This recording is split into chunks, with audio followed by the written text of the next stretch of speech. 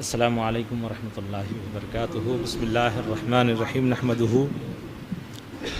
ونصلی ونسلم علی رسولہ الکریم، اما بعد فاعوذ باللہ من الشیطان الرجیم،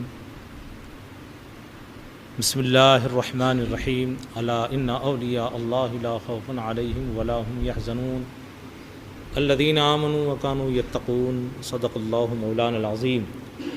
قال اللہ تبارک و تعالی فی شان حبیبہ الکریم علیہ التحیۃ والتسلیم، ان اللہ وملائکتہ یصلون علی النبی یا ایھا الذین آمنوا صلوا علیہ وسلموا تسلیما، اللہم صل علی سیدنا ونبینا ومولانا محمد وعلی آلہ وصحبہ وبارک وسلم کما تحب وترضی بان تصلی علیہ الصلاۃ والسلام علیک یا رسول اللہ صلی اللہ تعالی علیہ وسلم۔ اللہ رب العزت کا شکر و احسان،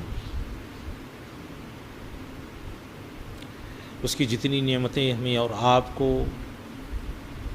ملتی ہے یا جس کا ادراک ہمیں ہوتا جاتا ہے، ان نعمتوں کا شکر ہمیں اور آپ کو ادا کرنا چاہیے۔ کبھی زندگی میں کوئی بات سمجھ میں آئے، کسی نعمت کا ادراک ہو یا شعور میں آئے، یا اللہ یہ نہ ہوتا تو کیا ہوتا، یہ ہے تو کیا ہے، ایک جذبہ ایک خیال آپ کو جو آپ کے ایمان کو تازہ کر دے، یا پھر آپ کو اندر سے بالیدہ کر دے، تو اس پر بھی اللہ رب العزت کا شکر ادا کرنا چاہیے۔ اور جب علم و معرفت کے حوالے سے کوئی چیز ہمیں اور آپ کو معلوم ہو تو اور بڑھ کر اللہ رب العزت کا شکر ادا کرنا چاہیے۔ یہ اللہ، علم کے نام پر یہ گوہر، یہ جوہر ہمیں ملے ہیں، تیرا ہم شکر ادا کرتے ہیں، تیرا شکر ادا کرتے ہیں۔ علم بڑی دولت ہے دوست، علم بڑی دولت ہے۔ جس کو یہ ملی اس نے دنیا پالی، اور جو اس سے محروم رہ گیا پھر اس کے بارے میں کچھ کہنا میں سمجھتا ہوں زیادتی ہوگی کہ کچھ نہ کہا جائے۔ تو علم کے کئی راستے ہیں حصول کے، ہمیں ان میں لگ جانا چاہیے، ان میں لگ جانا چاہیے۔ ان میں کہ یہ ہے کہ بزرگوں کی محفل سے استفادہ کیا جائے، بیٹھا جائے، سماعت کیا جائے، سنا جائے، اپنے بڑوں کی بات، علماء کی بات، مشائخین کی بات۔ ان کی باتیں سننے کا سب سے بڑا فائدہ کیا جانتے ہیں آپ؟ ان کی باتیں صرف باتیں ہو کر ہمارے کانوں تک نہیں آتی ہے، بزرگوں کی باتیں جب ان سے ملتی ہے، جب ہم ان سے سنتے ہیں تو وہ ہمارے قلب و روح اور باطن تک پہنچ جاتی ہے، اندر تک اتر جاتی ہے۔ یعنی وہ باتیں صرف باتیں سننے کے لیے نہیں ہوتی ہے، وہ باتیں سننے کے ساتھ ہم پر اثر انداز ہوا کرتی ہے، اثر ڈالا کرتی ہے۔ بزرگوں کی باتیں جو ہوتی ہیں نا، وہ اس کا خاص عنصر اس کا یہی ہے کہ وہ اثر کے ساتھ ہم تک پہنچتی ہے۔ کیسے؟ بعض بات کرے تو صرف بات سن لی، ہو گیا ہے نا، آیا گیا، بس ہو گیا معاملہ۔ جب بزرگوں کی بات ہوتی ہے تو بات جب ہم سنتے ہیں نا تو صرف وہ سماج سے ٹکرا کر واپس چلی نہیں جاتی ہے، بس ہو جاتی ہے، آ جاتی ہے، ایسا نہیں ہے، وہ اپنا اثر اندر تک ڈالتی۔ اس لیے اس میں اپنے آپ کو منہمک رکھنے کی کوشش کرنا چاہیے۔ حضور مخدوم پاک علیہ الرحمۃ والرضوان کے اقوال سے اس بات کی تعلیم ہمیں اور آپ کو ملتی ہے۔ گفتگو کا آغاز کرنے سے پہلے ایک بات اور آپ سے کہنا چاہیں گے کہ دوستو اور بزرگوں، ایک ہے ایمان اور ایک ہے عمل۔ ایمان اور عمل، یہ ایمان عمل کی بنیاد ہے۔ ایمان اگر درست ہے تو عمل کی قبولیت کی گنجائش ہے، اور ایمان اگر درست نہیں ہے تو پھر عمل پہاڑ جیسا ہو جائے، وہ رائے گا، عبث اور بیکار ہو جائے گا۔ اس لیے علماء حق جو ہے اکثر عمل کے ساتھ ساتھ، بلکہ عمل سے پہلے عقیدہ اور ایمان کو مضبوط کرتے ہیں۔ کہ عقیدہ یاد رکھیے گا آپ، عقیدہ اور ایمان جتنا مضبوط ہوگا، عمل اتنا ہی اثر انداز ہوگا، عمل اتنا ہی نتیجہ خیز ہوگا۔ اور ایمان و عقیدہ جتنا کمزور ہوگا، آپ کا عمل بھی ویسے ہی کمزور ہوگا۔ آج یہ بات حضرت شیخ الاسلام انوار اللہ فاروقی علیہ رحمت والرضوان کے اقوال کے حوالے سے مجھے بیان کرنی تھی، یہ رہ گئی۔ یقین کو انہوں نے بیان کیا ہے، لیکن انشاءاللہ کسی وقت ہم بیان کریں گے تو اس کا پتہ چلتا ہے کہ یہ چیز ہے کیا، سمجھے؟ تو ایمان ہمارا مضبوط ہونا چاہیے۔ اور خاص بات آپ علماء اہل سنت کی دیکھیں گے کہ ایمان پر زیادہ زور دیتے ہیں۔ عمل پہ دیتے ہیں لیکن ایمان پر زیادہ، یعنی زمانے نے جس کو اسلامی عقائد یا نظریات کا چولا پہنا کر کے لوگوں تک پہنچایا، حالانکہ وہ ایمان سے دور کرنے والی باتیں، کہیں توحید کے نام پر، کہیں رسالت کے نام پر، تو کہیں اقامت دین کے نام پر، الگ الگ ناموں سے جو ہے وہ الگ الگ عقائد کو جو ہے وہ امت مسلمہ میں ڈالنے کی کوشش کی۔ اس سے ہوا کیا؟ ان کی سنہری باتوں کو اور ان کے اچھے لب و لہجے کو دیکھ کر عوام جو زیادہ باشعور نہیں، پڑھے لکھے نہیں، سمجھدار نہیں، علم کا جن کا زیادہ تعلق نہیں ہے، وہ ان کے جھانسے میں آ گئے۔ اپنے ایمان کو انہوں نے کب کیسے برباد کیا پتہ بھی نہیں چلا۔ ورنہ آپ کو معلوم ہونا چاہیے کہ خوارج کی جو علامتیں بتائی گئی ہے اس کو سنو گے تو آپ حیرت کرو گے، حیرت کرو گے کہ وہ نماز صحابہ سے حضور نے ارشاد فرمایا نماز ایسی پڑھیں گے اور قرآن ایسا پڑھیں گے کہ تمہیں ان کے پڑھنے کے سامنے اپنا پڑھنا جو ہے وہ کمتر نظر آئے گا۔ یہ صحابہ سے کہا حضور نے، پھر ان کی نشانیاں بتائی۔ آپ علیہ الصلوۃ والسلام نے ارشاد فرمایا لیکن وہ دین سے ایسے نکل جائیں گے جیسے تیر کمان سے نکل جاتا۔ یہ حدیث صحیح ہے، معمولی بات نہیں ہے۔ تو عمل یقیناً ہمارے ایمان کا حصہ وہ بھی ہے، لیکن ایمان پہلے پختہ ہونا چاہیے، ایمان پختہ ہونا چاہیے۔ جیسے میں آپ سے بھی کہوں کہ ایمان کے ارکان کتنے ہیں تو ہمارے لیے بتانا مشکل ہو جاتا ہے۔ ایمان کے ارکان کتنے ہیں، کن باتوں کا ماننا ایمان ہے، یا پھر آپ کو اور سادہ لفظ میں کہوں کہ ایمان مفصل اور ایمان مجمل کسے کہتے ہیں، تو اس کی تشریح کرنا اور اس کو پڑھ کے بتانا مشکل ہو جاتا ہے، پڑھ کے بتانا مجھے وہ تو امام صاحبان، اب کہہ لیجیے آپ، ہم جیسے جو آپ کے دین کے خادم ہیں، وہ ہمارا آپ کو تو شکریہ ادا کرنا چاہیے کہ وہ جب دولہا بنتے ہیں آپ تو آپ کو وہ کلمہ اور ایمان مفصل و مجمل پڑھا دیتے، ورنہ کئی دولہوں کو تو حال یہ ہوتا ہے کہ نہ اس سے پہلے پڑھتے نہ اس کے بعد پڑھتے، پھر بھی اس کے پڑھنے میں جھگڑا کرتے، ہے نا، کیا میں مسلمان نہیں دکھ رہا کہ تم کو؟ ارے واہ بھائی واہ، ہے نا۔ ایک صاحب نے ایسی انکار کر دیا، بولے میں نہیں پڑھتا۔ میں نے کہا بے وقوف ہے، کلمہ پڑھنے سے کافر انکار کرتے ہیں۔ ہاں ایسے جوش میں بول گیا تو، ہے نا، کسی چھٹ ملے نے تیرے کو سکھایا ہوگا نہیں پڑھنے کا، بولے مت پڑھ بھائی۔ تو میں نے اس کو سمجھایا، جملہ اس کے سمجھ میں آیا، میں نے کہا کلمہ پڑھنے سے کافر انکار کرتے ہیں، اور کلمہ صرف جو ہے اسلام لانے کے لیے نہیں پڑھا جاتا، اور ہم سے دوبارہ پڑھوایا جاتا کہ یہ ہر مسجد میں لکھا ہے نہیں لکھا ہے، بولو ہر رات کو جو تعلیمات ہے اس کے اندر کیا ہے؟ کلمہ پڑھ کر سو، پتہ نہیں صبح اٹھو۔ اور پھر ایک بات بڑھ کے آج اس وقت آئیے کہتا ہوں آپ سے، کیا ضرورت ہے پھر آپ جب مسلمان ہیں تو آپ دعا کیوں کرتے اور کرتے کیوں ہے ایسا کہ کوئی مرنے لگے تو کہتے کلمہ پڑھ کے مر؟ بتاؤ۔ بات صرف ایک ہوتی ہے کہ زندگی ہے کیسے کیسے ہم شیطان اور نفس کے نرغے میں پڑے ہوئے ہیں، پتہ نہیں ہے کب ہمارے منہ سے کفر نکل جائے، ہمیں خبر بھی نہیں ہوتی۔ اس لیے تجدید ایمان کا حکم آقا علیہ الصلوۃ والسلام نے دیا کہ اپنے ایمان کی تجدید کیا کرو۔ تو اس کا فلسفہ بھی سن لیجیے آپ، نکاح سے پہلے پڑھاتے ہیں، لڑکی کو بھی پڑھانا چاہیے، یہ ماں باپ کی ذمہ داری، امام صاحب تو جاتے نہیں ہیں وہاں پر، یہاں پڑھاتے اس لیے کہ خدا نخواستہ کبھی کوئی غلطی ہو گئی ہو، جانے انجانے تو پڑھ لے، جب تو کلمہ پڑھ لے گا تو اسلام بھی تازہ ہو جائے گا اور تیرا نکاح بھی سب سے زیادہ درست اور بہتر ہو جائے گا۔ اس لیے کہ نکاح جو ہوتا ہے مومن اور مومنہ کے درمیان ہوتا ہے، سمجھ رہے آپ، اس فلسفے کو سمجھو آپ۔ لیکن آدمی جو ہے وہ، چونکہ ہماری جماعت میں نے پڑھاتے، تمہاری جماعت میں پڑھاتے، یار وہ جماعتی کیا جو کلمہ نہ پڑھا ہاں؟ اس کے بعد کا لطیفہ سنیے آپ، ہے نا، جب اس کے سمجھ میں آیا میں نے جو بولا کہ وہ تو کافر انکار کرتے کلمہ پڑھنے سے، نہیں بولے مولانا پڑھاؤ، تو میں نے کہا اب تیرا امتحان ہے۔ بہت بڑا مسلمان خود کو سمجھ رہا تھا، یہ لے مائک، پانچوں کلمے پڑھ کے دکھاتا ہوں۔ کیا کہا؟ پانچوں کلمے ہو گئی ہوا ٹائٹ پونا کی زبان میں۔ نہیں مولانا تم پڑھاؤ۔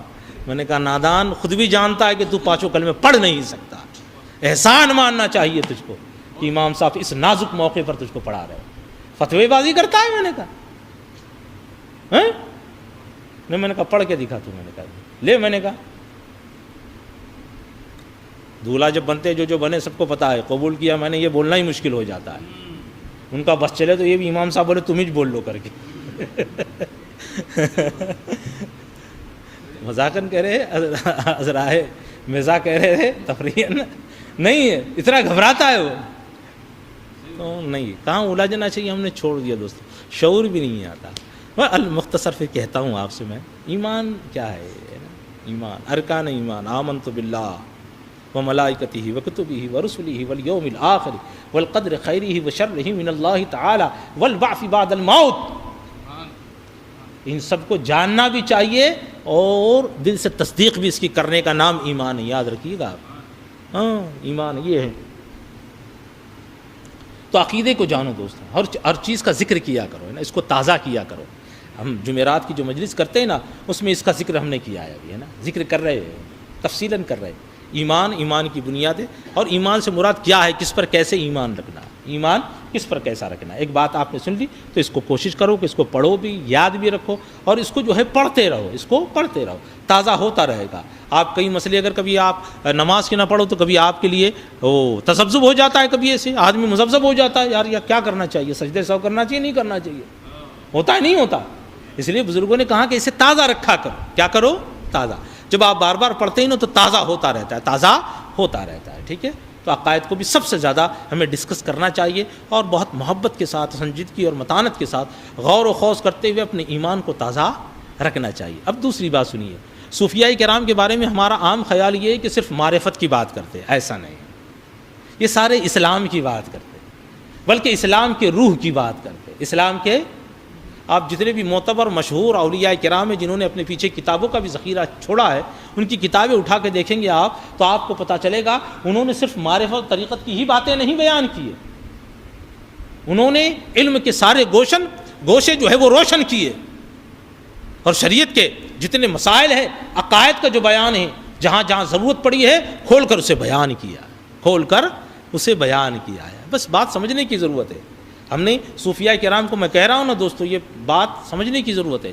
ہم صرف کرامات اور کمالات بیان کرتے ہیں، تعلیمات اور مجاہدات ان کے بیان نہیں کرتے، پتہ نہیں چلتا ہے۔ اس لیے بزرگان دین نے چھوڑا ہے، اور جو بڑے بڑے صوفیاء آپ کیا سمجھتے، آپ کے علم میں یہ بات آنی چاہیے، محدثین کی بڑی جماعت اور سیاہ ستہ کے محدثین جنہوں نے حدیثیں روایت کی ہے، ان کے نام جب آپ اسماء الرجال میں اٹھا کر کے دیکھو گے آپ کہ جنہوں نے حدیثیں روایت کی ہے، تو آپ کو کئی ایک کے نام کے آخر میں لفظ صوفی نظر آئے گا۔ پورا نام لکھنے کے بعد آخر میں کیا لکھتے ہیں؟ الصوفی۔ امام بخاری کی وہ روات ہو، یا پھر امام مسلم کی ہو، یا دیگر سیاہ ستہ کی جو دیگر کتابیں کتب اس کا آپ دیکھیں تو اس کی جو راویان حدیث ہے، محدثین، ان کے ناموں کے آگے لکھا ہے۔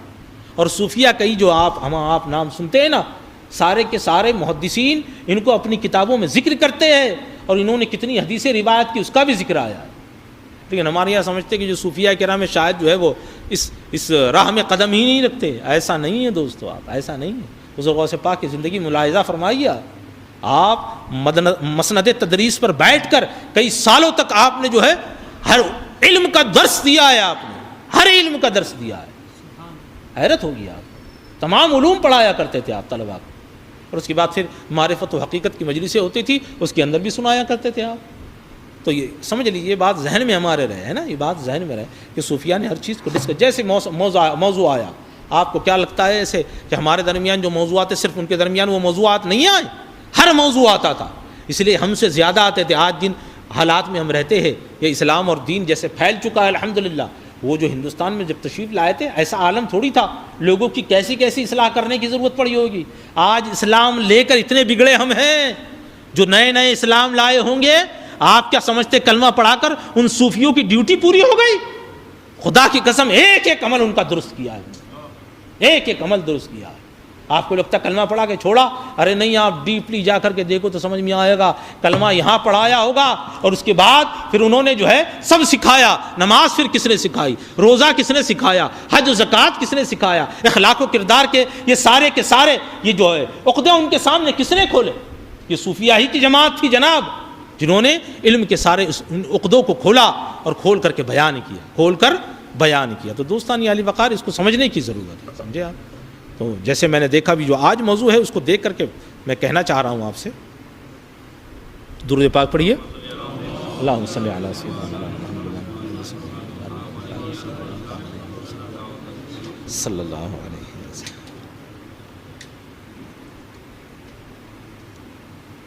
تو عام عقائد کو نہ جاننے کے سبب آدمی جو ہے کب کہاں بہکے گا کچھ کہہ نہیں سکتے. آج قدم قدم پر آپ کو جانتے یا کیسے کیسے جو ہے وہ ایمان کے ڈاکو بیٹھے ہیں. کیا کہوں میں، لفظ سخت ہو جاتا، ہم کہتے تو نہیں ہیں لیکن حق بات یہی ہے نا. ہاں، کہ ہم نہیں جانتے کہ آج قادیانی ایک ایسا فرقہ ہے کہ غلام احمد قادیانی اپنے نبوت کا اعلان کیا. جانتے نہیں جانتے ہم. اور اس خوبصورتی اپنے ایمان و عقیدے کو وہ پیش کر رہے یورپ کے اندر کہ آپ دیکھو گے تو حیرت کرو گے. ٹی وی کے اوپر ہدایت نام سے میرے خیال سے غالباً آتا ہے ان کا چینل. آپ وہ چینل دیکھو اور ان کے کام دیکھو. آپ یورپی ممالک کے اندر، France, Germany, Holland, Belgium, Denmark, سب کے اندر آپ جا کر کے دیکھیں گے بڑی بڑی مسجدیں اور بڑے بڑے ان کے سینٹرز بنے ہوئے ہیں. اور کوئی معمولی نہیں، ہم دیکھیں گے تو حیرت کریں گے اس کے اوپر. یہ انگریزوں نے اسپانسرڈ کیا ان کو. غیر منقسم ہندوستان کے اندر 2 فرقے اٹھے جنہوں نے مسلمانوں کے اندر بڑا افتراق و انتشار پیدا کیا. یہ صوفیوں کی مجلس ہے لیکن بتا رہا ہوں، ایک خوارج کا جن کو وہابیہ کہا گیا آج کے زمانے میں، اور دوسرا یہ قادیانیوں کا فرقہ. تو یہ قادیانیوں کا فرقہ، یہ 2 بڑے فرقے، سمجھے نا. تو وہ اس نے بھی جو ہے کبھی جو ہے وہ اپنے مہدی ہونے کا دعویٰ کیا، کبھی وہ مسیح موعود ہونے کا دعویٰ کیا، کبھی اپنے نبی ہونے کا دعویٰ کیا. معاذ اللہ رب العالمین، کیا اس نے ایسا. ایک ذات ہے، ایک شخصیت ہے جن کا ذکر احادیث طیبہ کے اندر آیا ہے، جنہیں زمانہ حضرت مہدی علیہ السلام کے نام سے جانتا. یہ قرب قیامت میں تشریف لانے والے ہیں. ان کے اوصاف کو بیان کیا گیا ہے.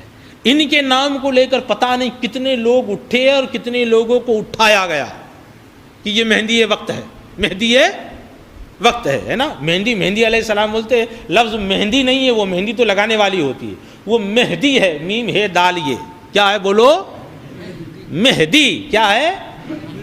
مہدی. مہندی علیہ السلام ہم لوگ ذرا ناواقف ہوتے تو کہتے ایسا، وہ مہندی لفظ نہیں ہے، وہ کیا ہے؟ مہدی. کیا ہے نا؟ مہدی علیہ السلام. تو ان کو لے کر کے بھی جو ہے پتہ نہیں کس کس زمانے میں کیسے کیسے فتنے اٹھے، سمجھے آپ. تو حضور مخدوم پاک اپنے یہاں کے اپنے زمانے کا ذکر کر رہے ہیں، وہاں ان کے زمانے میں بھی کسی نے اپنے مہدی ہونے کا دعویٰ کیا تھا، سوچو آپ. اور اب تک کئی لوگ کر چکے ہیں. ہاں، حضرت غوث محمد گوالیاری اور حضرت شاہ وجیہ الدین گجراتی کے زمانے میں بھی جونپور میں ایک شخص کے بارے میں مہدی ہونے کا اعلان کیا گیا. ہاں، کئی لوگ ہیں. آج بھی ایک فرقہ آپ کو ملے گا جو پونا میں بھی موجود ہے، جس کو مہدوی کہتے ہیں. کیا کہتے ہیں؟ معلوم ہے آپ کو؟ معلوم ہے کسی کو؟ بہت کم لوگ ہوں گے جن کو معلوم ہے. ان کی پونا میں مسجد بھی آپ کو معلوم ہے. ہاں، لکڑی بازار میں ان کی مسجد ہے. انتقال ہوتا ہے تو وہ ملولی لے جا کر کے دفن کرتے ہوئے. ہم جس محلے کے رہنے والے حاجی چراغ وغیرہ، ہمارے یہاں جو ہے محلے میں ہے مہدوی حضرات بہت سارے، رہیوار پیٹ کے اندر بھی. ہاں، ہم سے بھی کئی لوگ رابطے میں آئے لیکن پتہ نہیں چلتا ہے نا. وہ کسی کے مہدی ہونے کا اقرار کرتے آ کے چلے گئے، وہ ان کو مانتے ہیں. بہرحال مختصر یہ کہ آپ رضی اللہ تعالی عنہ کے زمانے میں بھی، سمجھے، یہ حافظ عارف صاحب بھی مسکرا رہے، ان کے بھی کئی دوست جو نظامیہ میں پڑھے وہ بھی مہدی ہے. ابھی آپ کو اس سے زیادہ حیرت کی بات بتاؤں گا، بچے کا نام نہیں لوں گا. ایک مہدی بھی بچہ ہمارے مدرسے میں بھی حافظ قرآن بنا ہے. ہوا نا تعجب آپ کو؟ حافظ قرآن بنا ہمارے یہاں سے. 10ویں بھی پاس کروایا ہم نے اس کو، لیکن اپنے معمولات پہ ڈالا تھا اس بچے کو ہم نے، تو یہاں تک وہ گھل مل گئے. لیکن ہے مہدوی فرقہ حیدرآباد وغیرہ کے اندر بہت پایا جاتا ہے، مانتے وہ لوگ، ہے نا. تو ان کو لے کر بھی جو ہے بڑا ذکر آیا ہے نا، حضرت مہدی علیہ السلام کو لے کر کے، مہدی علیہ السلام کو لے کر کے بڑا ذکر آیا ہے. تو وہ ذکر جو ہے حضور مخدوم پاک کے سامنے آیا، تو آپ نے ان کے بارے میں جو ارشاد فرمایا ہے انشاءاللہ تبارک و تعالی ہم اس کا بھی ذکر کرنے کی سعادت حاصل کریں گے. بات سے بات نکلتی ہے. آپ نے اس سے پہلے کہ درس لطائف اشرفی میں سنا ہوگا کہ ولایت کے 4 درجے، ایک درجہ جو ختم ہوتا ہے وہ حضرت عیسیٰ علیہ السلام پر جا کر ختم ہوتا ہے. ان کا ذکر آیا تو حضرت عیسیٰ کا جہاں ذکر آئے گا کہ وہ لوٹ کر آنے والے، اللہ رب العزت نے انہیں اٹھا رکھا ہے 4تھے آسمان پر، اور قرب قیامت میں اللہ رب العزت دوبارہ انہیں نازل فرمائے گا. تو جب ان کا ذکر آتا ہے تو انہی کے دور میں جب حضرت عیسیٰ علیہ السلام موجود ہوں گے، حضرت مہدی علیہ السلام یہ بھی مبعوث ہونے والے، یعنی ظاہر ہونے والے. جب ان کا ذکر آیا تو مریدین نے ان سے متعلق بھی پوچھ لیا، حضرت مہدی علیہ السلام کے بارے میں بھی پوچھ لیا. تو سب سے پہلے وہ ولایت مطلقہ عامہ اس کے بارے میں پوچھا تھا. تو آپ نے ارشاد فرمایا تھا کہ یہ ولایت جو ہے حضرت عیسیٰ علیہ السلام پر جا کر ختم ہوگی، اور آپ ہی کے زمانے میں حضرت مہدی علیہ السلام جو آخری زمانے میں تشریف لانے والے ہیں، ان کا ذکر ہوا ہے نا. اس پر آپ نے ایک بات کہی کہ پوچھا گیا کہ بعض لوگ جو یہ کہتے کہ مہدی حضرت عیسیٰ علیہ السلام ہی ہیں، اور دلیل میں اس حدیث کو پیش کرتے ہیں کہ لا مہدی الا عیسیٰ ابن مریم، کہ مہدی حضرت عیسیٰ علیہ السلام کے سوا کوئی نہیں. تو اس کی وضاحت حضرت مخدوم پاک علیہ الرحمۃ والرضوان نے ارشاد فرمائی. آپ فرماتے ہیں کہ جو لوگوں میں یہ بات مشہور ہے یا ایسے حدیث کو انہوں نے یوں سمجھا غلطی سے کہ مہدی علیہ السلام جو ہے وہ حضرت عیسیٰ علیہ السلام ہی ہوں گے، یہ ایسا سمجھنا یہ غلط ہے. آپ نے اس کو سمجھایا اور آپ نے جواب ارشاد فرمایا کہ اس حدیث کا اس حذف پر مشتمل جو ہے جواب ہے، وہ کیا ہے؟ وہ حدیث کے پورے حصے کو بتاتے ہیں کہ حدیث پاک کیا ہے، لا مہدی بعد المہدی المشہور الذی من اولاد محمد صلی اللہ علیہ وسلم الا عیسی ابن مریم. اس کا ترجمہ کیا ہے؟ یعنی حضرت مہدی جو حضرت صلی اللہ علیہ وسلم کی اولاد امجاد سے ہے، ان کے بعد کوئی نہ ہوگا مگر حضرت عیسیٰ علیہ السلام. یہ اس کا مطلب ہے. لا مہدی الا عیسیٰ ابن مریم کا مطلب یہ ہے کہ کوئی مہدی نہ ہوگا حضرت عیسیٰ علیہ السلام کے تشریف لانے کے بعد، یعنی وہ حضرت عیسیٰ علیہ السلام کے زمانہ اقدس میں تشریف لائیں گے جب آپ کا نزول ہوگا، یعنی حضرت عیسیٰ کا نزول جب ہوگا اسی وقت جو ہے حضرت مہدی علیہ السلام کا جو ہے وہ ظہور بھی ہونے والا ہے. اس کو آپ نے بیان فرمایا. ٹھیک ہے. پھر آگے ایک بات ہے، اس کو سن لیجئے، اپنی بات تمام ہو جاتی ہے. آپ ارشاد فرماتے ہیں حضرت مخدوم پاک علیہ رحمۃ والرضوان نے ارشاد فرمایا کہ حضرت سید علی ہمدانی کو جمیع علوم ظاہری و باطنی میں کمال حاصل تھا. یہ حضرت سید علی ہمدانی کون ہیں؟ کہ انہی کے توسط سے سب سے پہلے حضرت مخدوم پاک ہندوستان کی سرزمین پر تشریف لے آئے، اور ان کا تعلق جو ہے یہ کشمیر سے ہے. کشمیر میں جو ماننے والے آج آپ کو مسلمان نظر آتے ہیں، یاد رکھیے گا وہ بڑی خدمات کا نتیجہ ہے حضرت سید علی ہمدانی رحمۃ اللہ تعالی علیہ کا، ہے نا. ان کے ساتھ تشریف لائے تو بتاتے کہ بڑا ان کو کمال حاصل تھا. ایک مرتبہ شیخ شرف الدین محمود نے عرض کیا کہ آپ کا کیا حکم ہے؟ تو فرمایا کہ تمام عالم کی سیر کرو. 3 مرتبہ تمام عالم کی آپ نے سیر کی، اور یہ فقیر اشرف حضرت مخدوم پاک ارشاد فرماتے ہیں کہ میں بھی آپ کے ساتھ تھا، اس لیے آپ کو سیاح عالم بھی کہتے ہیں. حضور مخدوم پاک کو سیاح دنیا کے 3 چکر لگائے. ذرا سوچو، پلین اور راکٹ نہیں تھا اس زمانے میں، نہیں آج جیسے تیز تیز چلنے والی کشتیاں تھیں. کہاں کہاں پہنچے. آئندہ اگر ذکر آئے گا تو ہمیں پتہ چلے گا کہ ایسی ایسی وادیوں میں حضور مخدوم پاک پہنچے کہ ان وادیوں کا تصور ہم اور آپ کریں نا تو لرز جائیں ایسی وادیوں. انسان تو انسان، جناتوں کی وادیوں میں آپ کا جو ہے وہ گزر ہوا، سمندر کی تہوں سے نکل کر کے جنہوں نے آپ کی بارگاہ میں حاضری دی. بتائیں کیا آپ کو، بڑی اعلیٰ شخصیت ہے دوستو اور بزرگ. ہم نے جانا نہیں اللہ کے برگزیدہ بندے کیسے ہوتے، جانا نہیں ہم نے. تو آپ فرماتے ہیں کہ بہت سے فوائد سید علی ہمدانی رحمۃ اللہ تعالیٰ علیہ سے حاصل ہوئے جس کا میں شکر ادا نہیں کر سکتا. یہ ہے، یہ بزرگوں کی نسبتیں ایسی ہوا کرتی تھی، ان کے رشتے ایسے ہوتے تھے. آج تو ہم اپنے بزرگ جو ہمارے درمیان جو بزرگ ہے، ہم ان کو صرف آپس میں لڑانے کے لیے جو ہے وہ ان کا ذکر کرتے ہیں. میرا پیر ایسا، تیرا پیر ایسا، تو کیا سمجھے لا، میں کیا سمجھ. ہمارے جو سلسلہ مشرب ہے اس کو لے کر ہم جھگڑے کرتے ہیں. بزرگوں میں کوئی جھگڑا نہیں ہوا کرتا تھا، کوئی جھگڑا نہیں ہوا کرتا.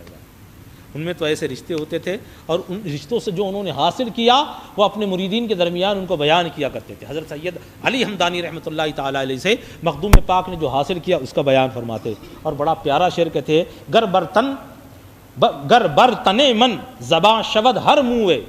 اس کا مطلب یہ کہ میرے جسم کا کہ جو جتنے روئیں ہیں، ان تمام روؤں کو اگر زبان مل جائے اور ان میں سے ان کے احسان کے 1000 شکر میں سے کسی ایک شکر کو ادا کرنے کی بات ہو تو میں اس کا حق ادا نہیں کر سکتا. یہ ایسے رشتہ ہوتا ہے، ایسے رشتہ ہوتا ہے دوست، سمجھے.